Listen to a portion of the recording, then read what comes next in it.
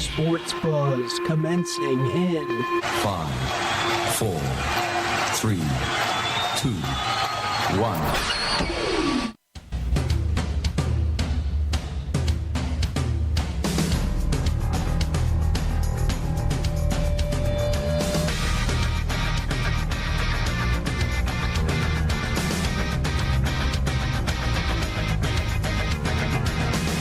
Welcome, ladies and gentlemen, to the award-winning radio sports show, Sports Buzz. You're listening to 670 AM WPPJ. I'm Harry Buzz. And I'm Mike Kravetz. We got a cool show for you today. Thanks for tuning in and listening.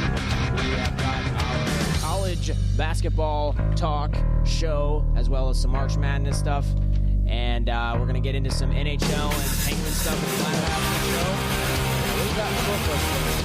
Well, the big talk really in sports over the past weekend was the tournament, March Madness. So, pretty much, there were a lot of upsets that a lot of people expected, and there were some that didn't.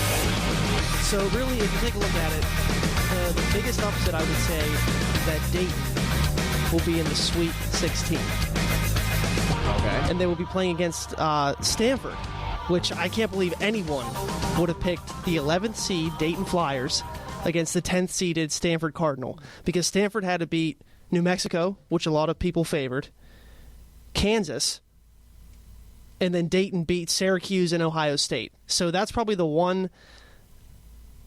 It's probably the one bracket in the South region that a lot of people didn't have. I see. So, but before we get into the other teams, let's talk about Pitt, because Pitt coming into the tournament, they were number 9 seed. They really didn't get their mojo going until the last half part of the season. You had Josh Newkirk hitting that buzzer-beating shot to tie Clemson. They end up winning that game in overtime. They have an impressive performance in the ACC tournament against Wake Forest and North Carolina, and you take it up, you play a Colorado team in technically the second round of the tournament. Colorado's the 8th seed, and they were without their best player in Spencer Dinwiddie, so you figure Pitt would probably win this game rather easily, but they end up destroying them. They're up by 28 points at halftime.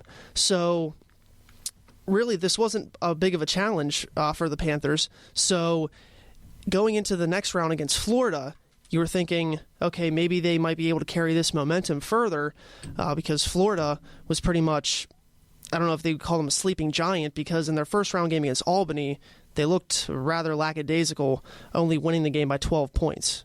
So really from here on out, you thought Florida's the number 1 overall seed. Will Pitt be able to match up with them? You figured down low between Talib Zana and Patrick Young that would be pretty much the determining factor in who would win this game.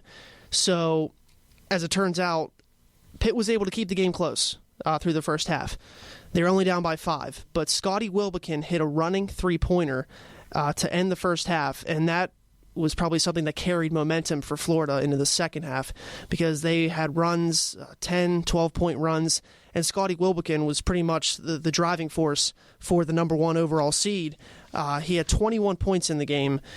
He pretty much took the game over by himself, and the Panthers really had no one to guard him defensively. So, I don't know, I would say that the Panthers shouldn't feel bad that they lost to the number 1 overall seed, because, I mean, really, a lot of people predicted Florida to either go to the Final Four or win the championship. So when you go up against, say, a Pitt team who some people said, oh, maybe they can give Florida a run for their money, they just didn't have enough offensive firepower, because Florida's defense was just so much better than Pitt's struggling offense at times. And when you have a team which is led by 5 seniors, it's pretty much a given that Pitt really wasn't going to win. I mean, I didn't expect them to win.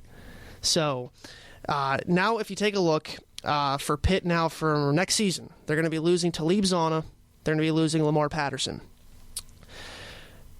They really don't have the type of guards, I think, that could carry a team when you subtract these 2 players. So with James Robinson, he's going to be a junior next year. I think that he has to improve his shooting first and foremost, because he can handle the ball extremely well. I think he's in the top 5 this year in assist to turnover ratio. he has that down pat. It's just a matter of him shooting the ball and being more aggressive, because I think in the second half of the season, when Patterson and Zana were struggling with those injuries, he was too hesitant. I think he has to fire it up there. He may not look like the best shooter at times, but it's something that he has to work on over the offseason, because if he can develop into more of a shooting guard, paired along with Josh Newkirk in the backcourt, that's going to be a deadly 1-2 combo from the point guard and shooting guard positions. Now you're going to have Cam Wright coming back. He will be a fifth-year senior. You're also going to have freshman Mike Young back, Jamel Artis, Chris Jones, and then Deron Johnson, who missed the second half of the season with an injury. He'll be back. So you're going to have a bunch of returning players. It's just a matter of filling in the contributions for Zana and Patterson, because that was pretty much a big chunk of the Panthers' offense this season. So if you take a look at the incoming recruiting class, they have 4 players above 6'8" coming in. So you have 6'11" center Shaquille Dorson, who, I mean, he could win the starting center job, because really the only one they have is Derek Randall, the transfer from Rutgers. And with another season under his belt, at least another offseason, he might be able to jump in there at the starting spot. But, I mean, they have some talented freshmen who might be able to fill the void. Then you also have 6'8" forwards, Ryan Luther, Sheldon Jeter, and then a junior college transfer in Tyrone Houghton. So you're going to have some guys that'll give you size. And I think that's something that Pitt lacked this past season. So I think they're going to have more of a better balance going forward. And, hopefully these guys, they practice, they get a lot better, and none of them transfer like we've seen in the past with players like Trey Ziegler, J.J. Moore, and Malcolm Gilbert, that they don't leave and that they actually stay here for their full 4 years. Now, as far as the rest of the tournament field goes, we had a bunch of crazy finishes. Stephen F. Austin versus VCU, the 5-12 match in the South. I had Stephen F. Austin winning that game. Now, they were down by 4 points with 18 seconds left. So I'm thinking, there's no way I'm going to get this pick right. So Stephen F. Austin ends up hitting a 3-point shot and getting fouled. Makes the free throw. Game goes into overtime, and the Lumberjacks win. So I feel pretty happy because I got that right. Good call there, buddy. But the rest of the field, I mean, my brackets, it's not that good. I mean, really, they only, I believe in the $1 billion bracket challenge, one person had a perfect bracket through the first round. But the funny thing is, he didn't even enter his bracket into the $1 billion challenge. Oh, what a fool. So So everybody is out of the $1 million challenge, right? But there's still that top 20 for the 100,000. Oh, that's true. Okay.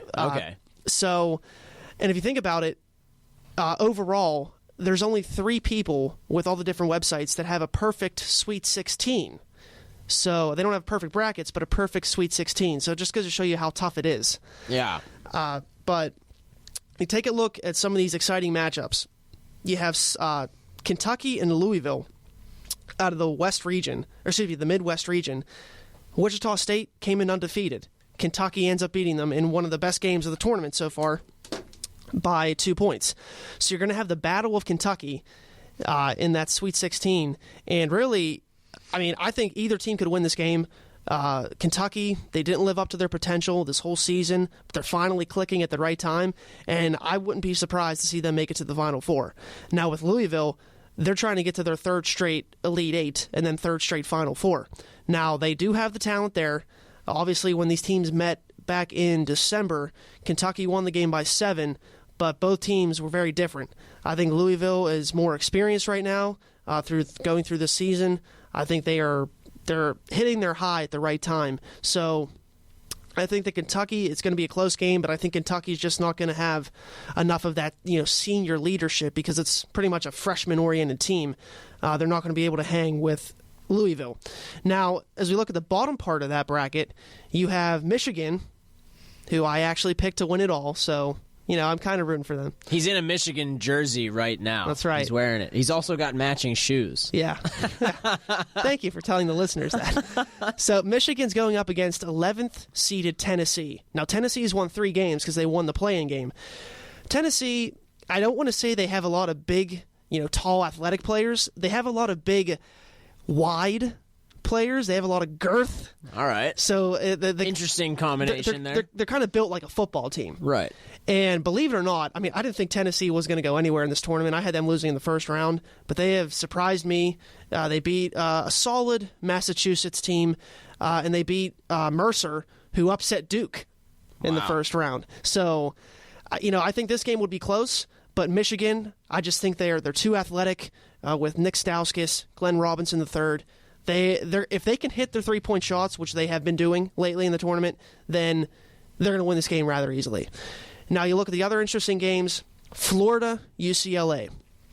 Two powerhouse college basketball programs, rematch of the 2007 NCAA championship, and really it comes down to Florida's ability to defend, I guess, their press if UCLA can break that early, because UCLA has shown the ability that they can put up 90 points rather easily. So it's a matter of Florida's man-to-man defense. If they will be able to contain Kyle Anderson, Jordan Adams, and the Ware twins to see if the number one overall seed will be able to advance, because if Florida can get past UCLA, they'll take on the winner of that Stanford-Dayton game.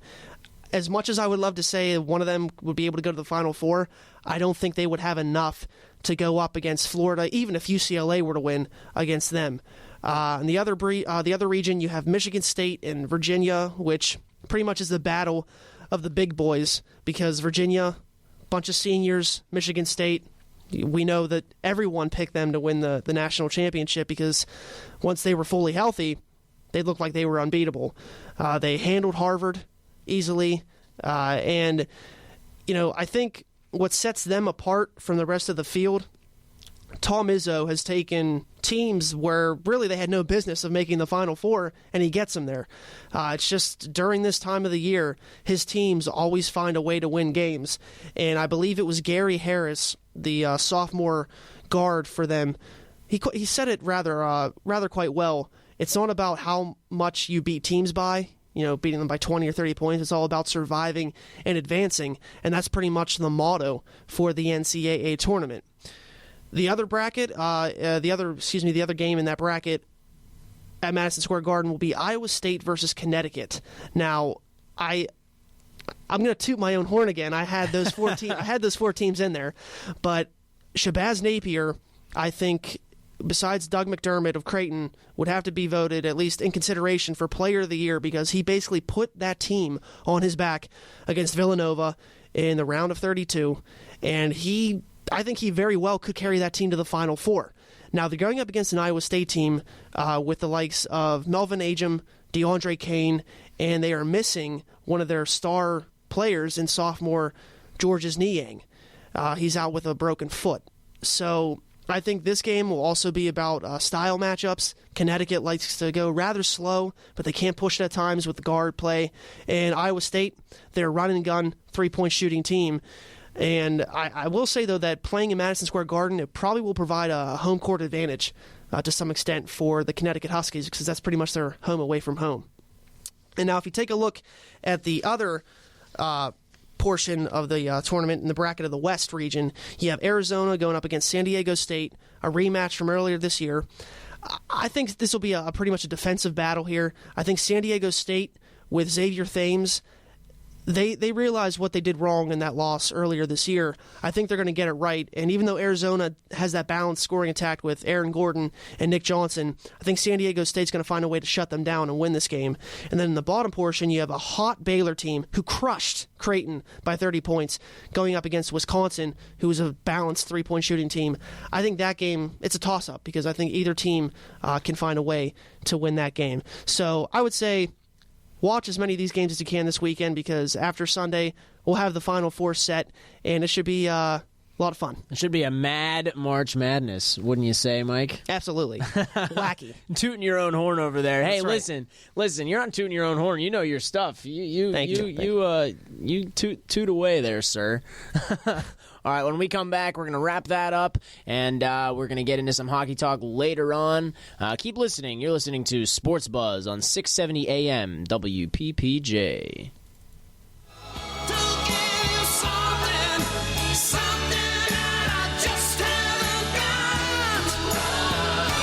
Well, there's only one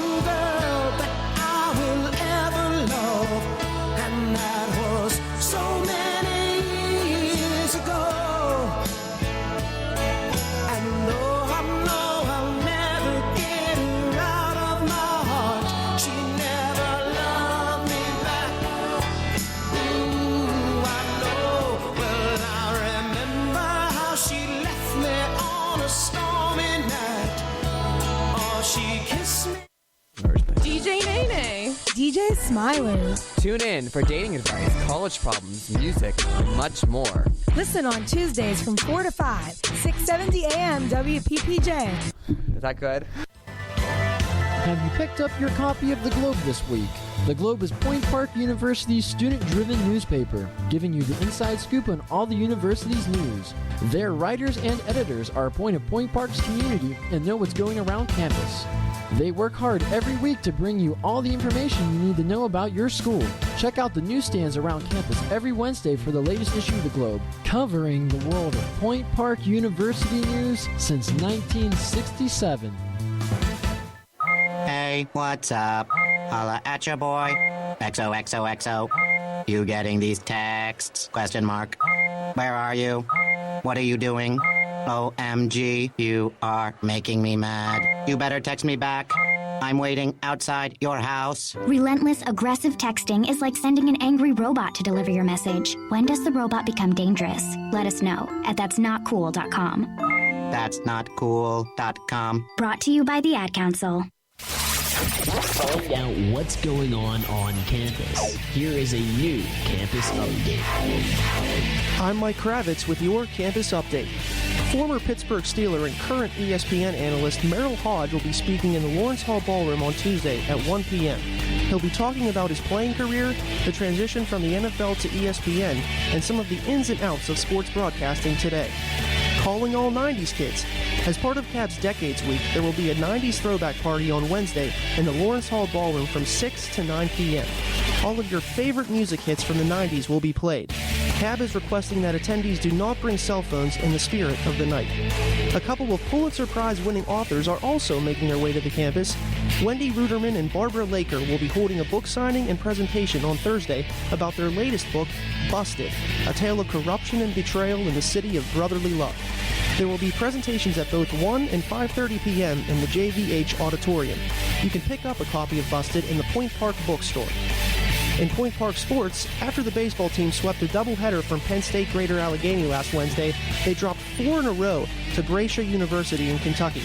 The record currently stands at 4-4. The softball squad split a doubleheader with Pitt Greensburg and took 3 out of 4 against Berea College. The Pioneers outscored Berea 32-11 in the series. I'm Mike Kravetz, and this has been your campus update on 670 AM WPPJ.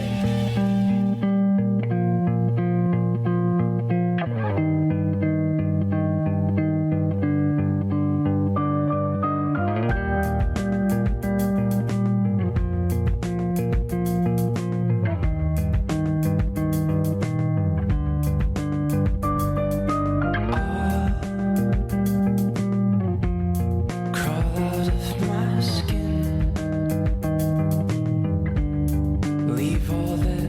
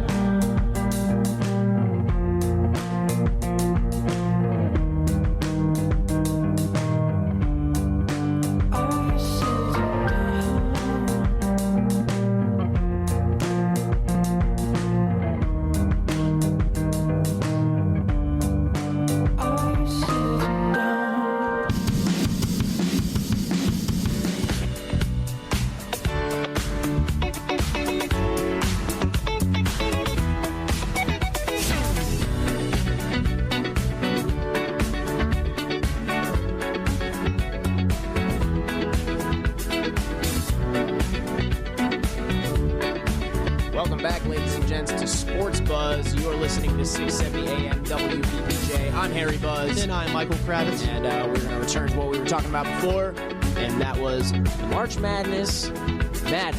Yeah, that's right. We actually pretty much finished up on that, so madness.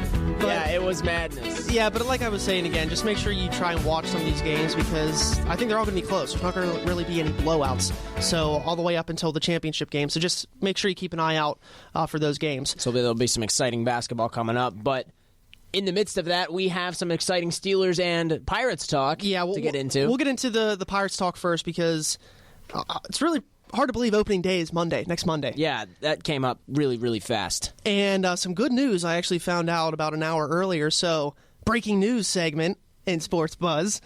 Starling Marte, who the Pirates are trying to sign to try and get him locked up, get him for 6 years, $31 million.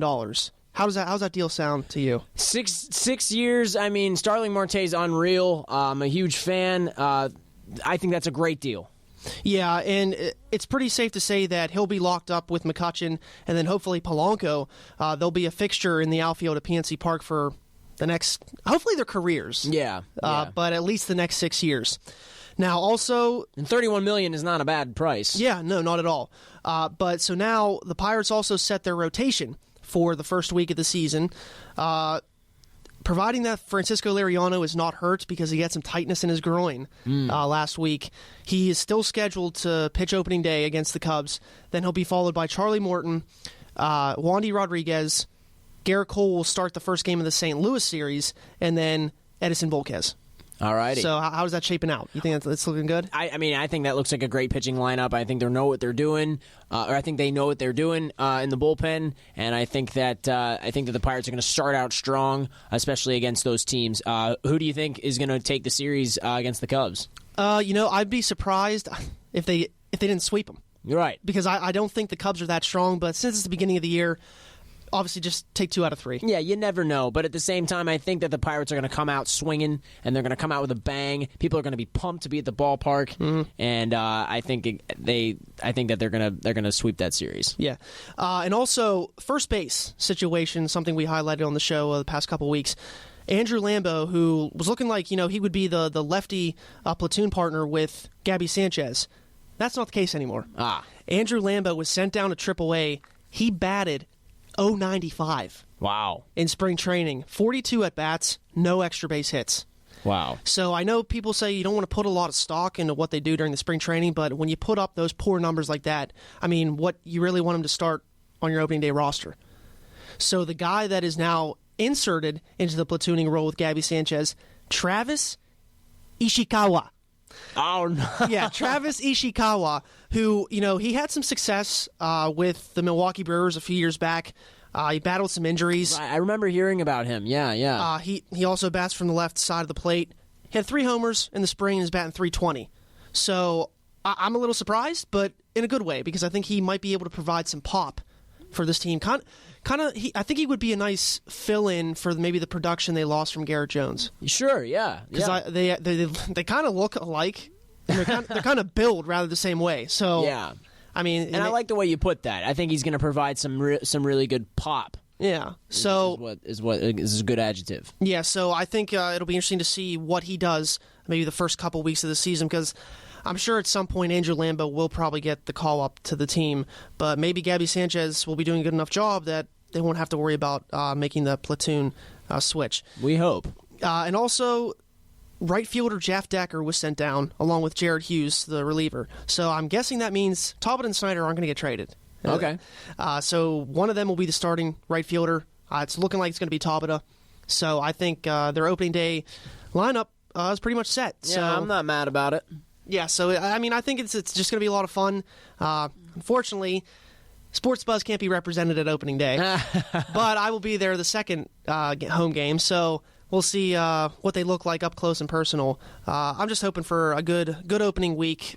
Maybe if they can take 4 out of 6 from the Cubs and Cardinals, I call that a success. What do you think about the buzz around the city? Like, and have you heard any like stirrings around just about. Are people excited for the Pirates to start up? You know what? I'm pumped. I am too, but I haven't heard a lot. Yeah, neither have I. I think people kind of didn't expect baseball to start so quickly. Yeah, and after the postseason run. Yeah, and the fact that a lot of like ESPN, Sports Illustrated, they're picking the Pirates to finish under 500 again. Yeah. So that's probably getting into people's heads too. But all right, so we're gonna go over our predictions real quick for the playoffs. All right. I know it's super early. It's very early to do this. But okay, so who are your 5 teams out of each league? Well, I'll just pick the teams that I think they're gonna pose as a real threat to win the World Series. Well, yeah, okay, in the World Series. I think the Dodgers have a really good chance. I picked them to get into the World Series last season. Obviously, the Pirates and the Reds. I think that it's gonna be another match toss up between those two teams for the wild card. I don't think that ESPN and all those other sports analysts should be necessarily counting the Pirates out, especially with the it's not like they're having it's not like they're having a World Series hangover.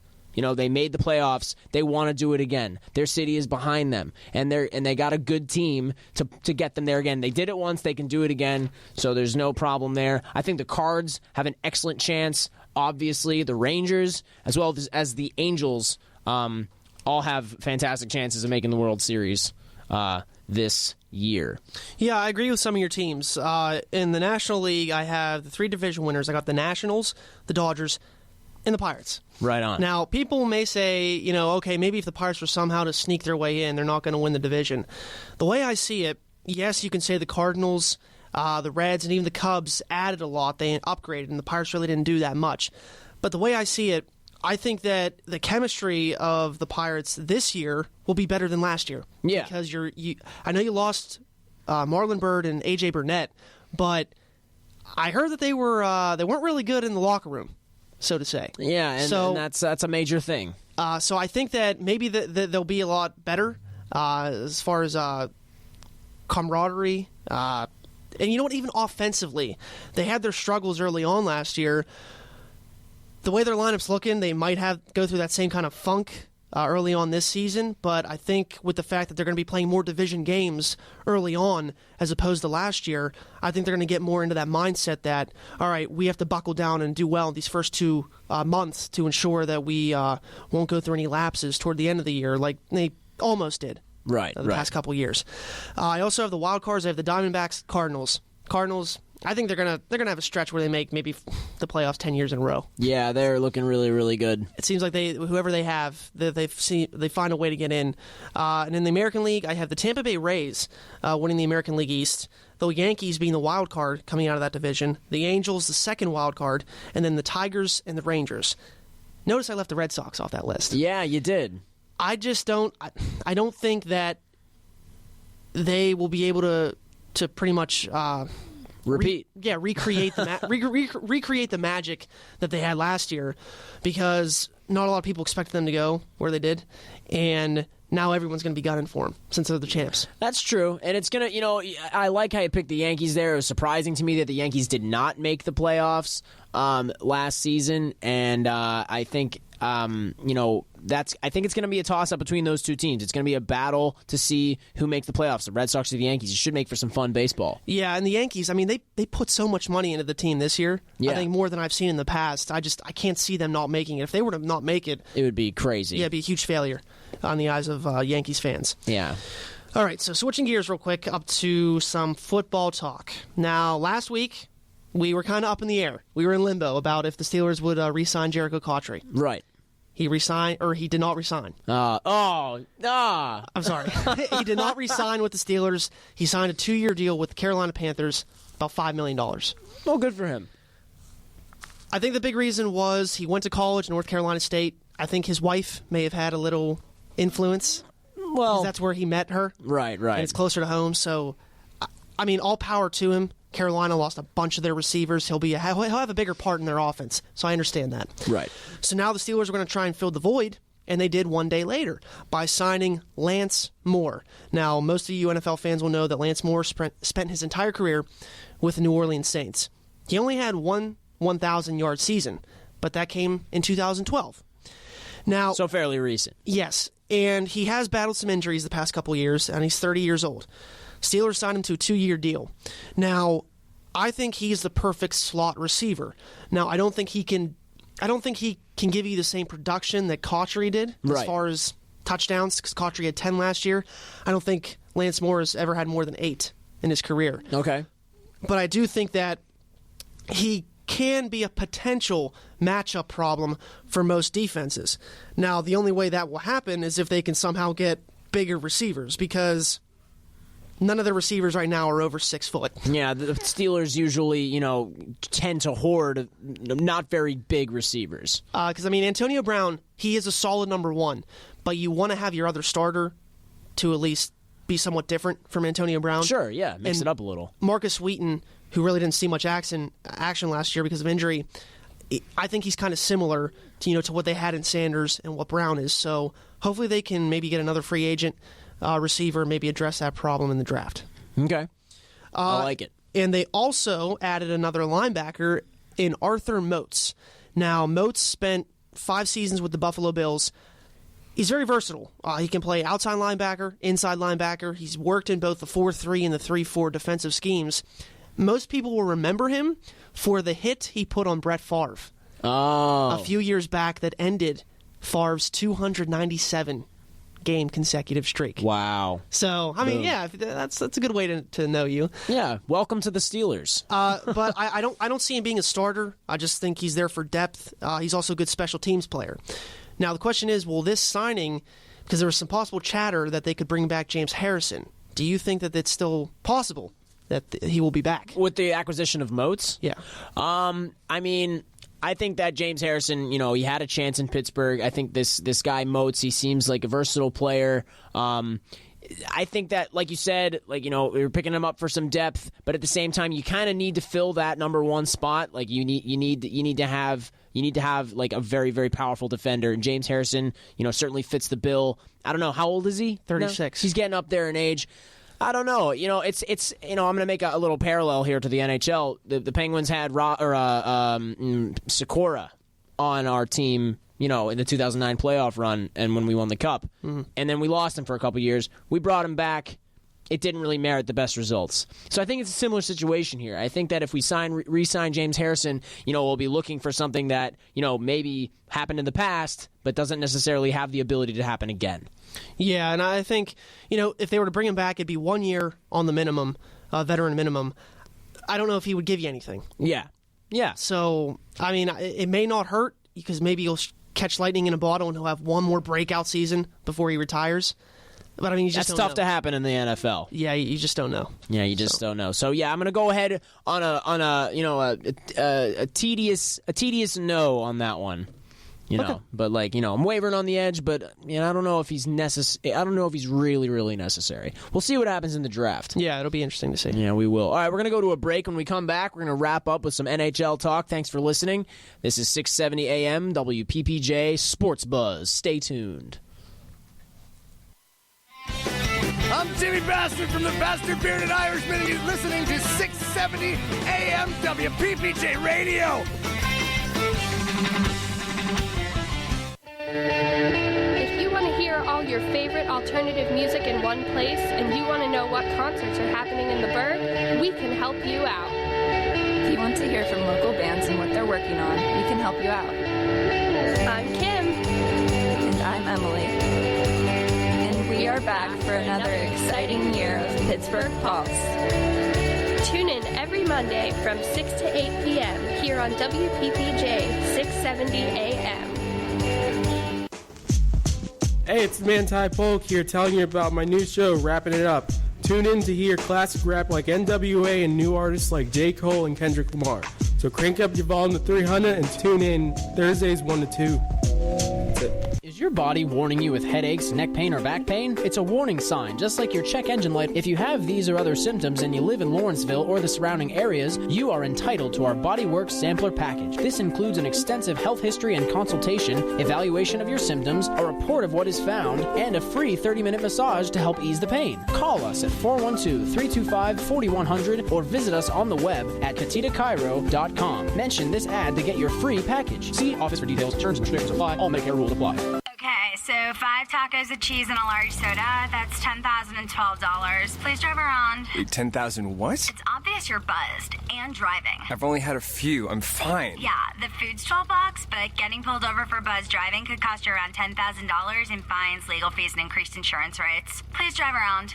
Actually, just park and come in. Nothing kills a buzz like getting pulled over for buzz driving, because buzz driving is drunk driving. Brought to you by the National Highway Traffic Safety Administration and the Ad Council.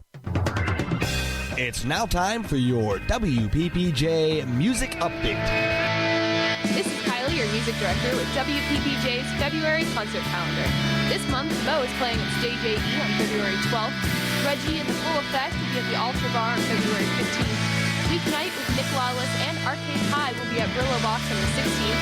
The Pretty Reckless at Ultra Bar on the 17th. Dave House with Cumulus at the Smiling Roots on February 18th. Nick Waterhouse at Club Cafe on February 19th. Black Joe Lewis and Pickwick will be at the Rex Theater on February 20th. Lion Eyes will be at Smiling Roots on the 21st. Joy Ike at the Hill House Kaufman Center on the 22nd. And We Are the In Crowd at Ultra Bar on February 26th. To stay up to date with all the latest Pittsburgh concert information, or if you'd like to advertise your band's next show, make sure to stay tuned to 670 AM WPPJ Radio and visit www.wppjradio.com.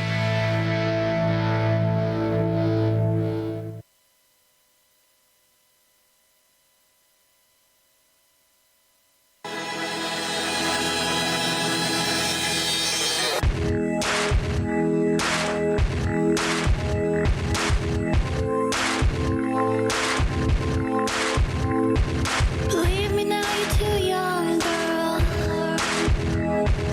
Cherry pie with your gold curls.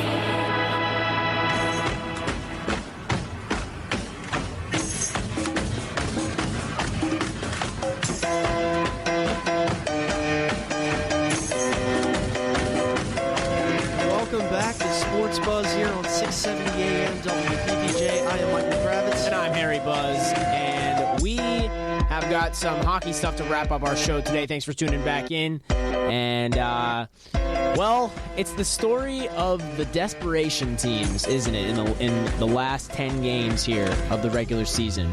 Yeah, and that's not the Penguins. They're definitely not playing like they're desperate, but they're definitely facing teams that are looking pretty desperate.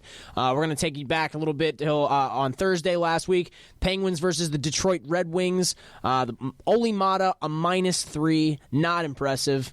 I'm not really mad about it, as we were talking about it over the break. This is the first time he's really, had any kind of trouble this year, but time to reevaluate and come back to it. Rob Scuderi, a -2. The puck went off him twice. He had a really bad game. I'm sure that he was not happy in the locker room after the buzzer sounded. Oh no, because he's one of those guys. He'll voice his opinion. If they're playing bad, he'll tell you. Oh yeah, absolutely. Malkin had 7 penalty minutes in that game, 2 goals. Fine. Give and take. Fine, Malkin. Fine. I'll take it. Whatever. This game was hard fought by the Pens. The Wings were coming, and they needed these points. The Penguins didn't want to roll over here, but they wound up losing the hockey game in overtime. Malkin had a good game, I got to say. 2 goals. Fine. 7 penalty minutes, fine. But, it doesn't help you. In the playoffs, you can't be taking 7 penalty minutes. Yeah, and really the distressing thing you have to notice about this game, the Penguins had a 5-minute power play. Yeah. To end regulation, then carried over into overtime, and they really had no really good opportunities. No, they didn't. No, not at all. And that's pitiful because they have the top 5 power play in the NHL. They keep calling it the number 1 power play. Yeah, I guess it's not shaping up to be in the end of the season here. Daniel Alfredsson scored on us twice in that game. He's 40 years old. It's time to buckle down, and it's time to shut players down like that. Mm-hmm. You can't be having the old geezers putting it behind your net. Right. Granted, Daniel Alfredsson's a very talented hockey player, but you just can't be having that. So moving on, we're going to go to Tampa Bay. The minuses were pretty evenly spread in this game. Malkin had 5 penalty minutes in the game. Those were dumb penalties. The D needs to start protecting their goalies more. Z played an okay game, but I think the Pens are relying too much on Zatkov here in the final days of the regular season. The Penguins were able to get the win here. Good for them. They should have beat Tampa Bay, as they should be beating teams, coming up. Yeah, like you were saying about the penalties too, how the Penguins committed 7 in the Detroit game. Tampa Bay committed 6 in this game, and that bit them really. That's right. That's right. You can't take penalties. You can't afford to let the other team go on the man advantage. It's not good. 4 guys on the ice versus 5 guys on the ice is not good.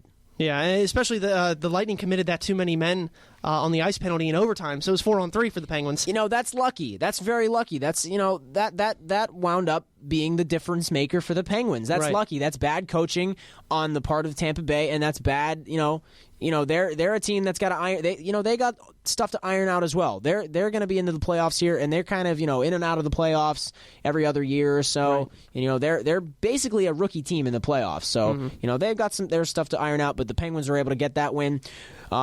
Over the weekend, the Penguins played the St. Louis Blues, who are probably the best team in the NHL right now. It was unfortunate to see the Penguins lose this game, and against their backup, they weren't even playing Ryan Miller. I feel like if the Penguins were playing Ryan Miller, they would have come to play a little bit better. Now, not to say that they didn't come to play, but Sidney Crosby has startling records in the past against Ryan Miller. Yeah, he does. And it was a spirited game. It's not good that the Penguins are losing games 1-0 at this point in the season. Lest we forget, the Penguins got out in Game 7 against the Tampa Bay Lightning in the 2010 Stanley Cup playoffs, 1-0. Mm-hmm. It's a terrible score to lose by. The Penguins have got some major turning around to do if they expect. You talk about how good the Penguins have been against the West. And to roll over like that against the St. Louis Blues and lose 1-0, that's tough. Yeah, and really, the defense played good in this game. It was just the offense. They have 10 games until the playoffs start. They need to start having these games where the offense and defense are both there in the same night. Yeah, and you get the impression that the offensive guys are gripping their sticks a little hard. I see James Neal, missing the cage, Evgeny Malkin missing the cage. There are goalposts being struck. There might be a little bit of a woeful bug going around in the locker room. these guys need to calm down. They're the Pittsburgh Penguins. You can do it.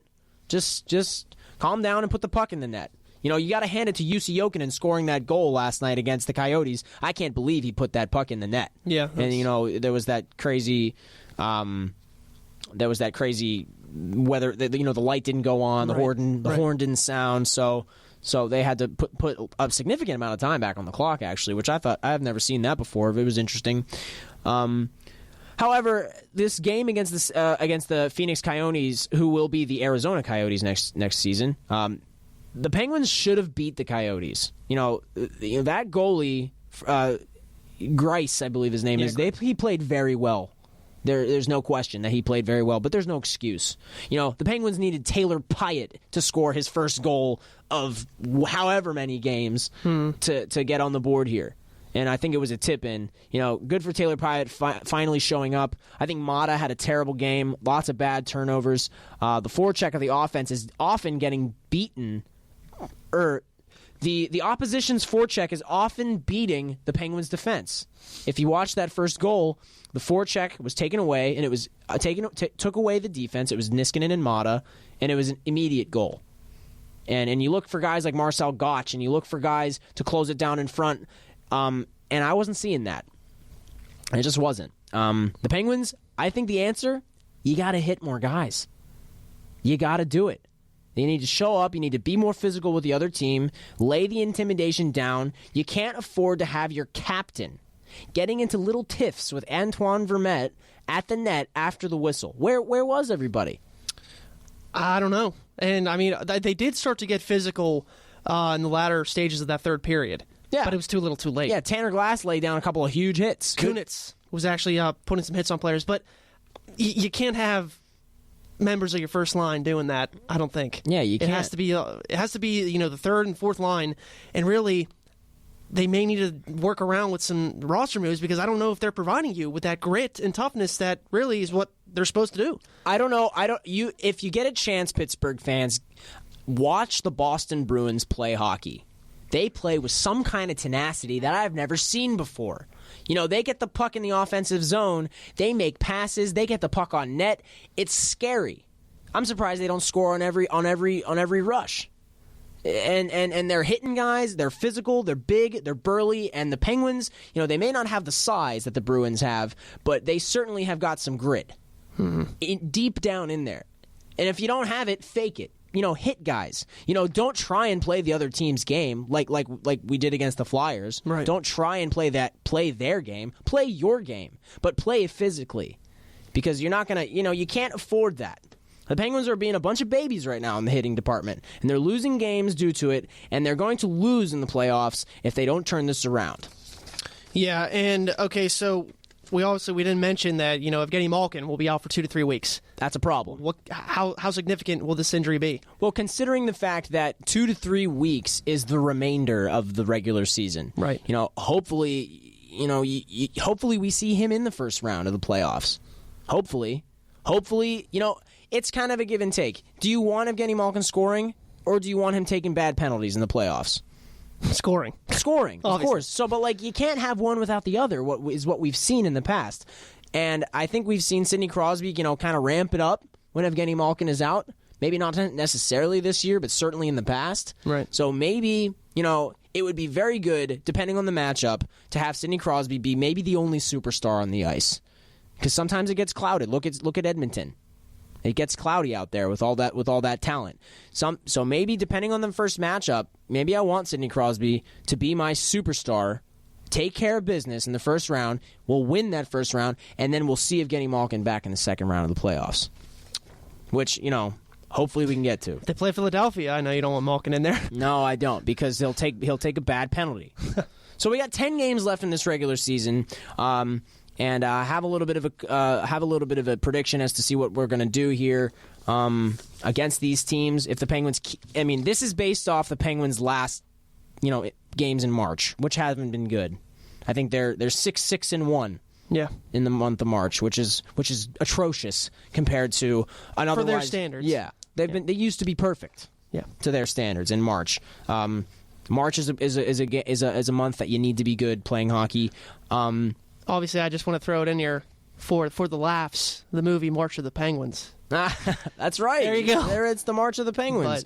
So we got 10 games left in the regular season. They play Columbus. They need to beat this team, especially because they may play them in the playoffs. They need to lay down the intimidation early and beat that team and scare them. Yeah, because they're going to be desperate. They're going to be desperate. They're right on the edge. The Kings, they play tomorrow. This is going to be a difficult game for the Penguins to win. They need to make sure they can do it. This is why you need to beat teams like Phoenix, because you got to play teams like the Kings, who are much better than Phoenix, multiple days later. Right.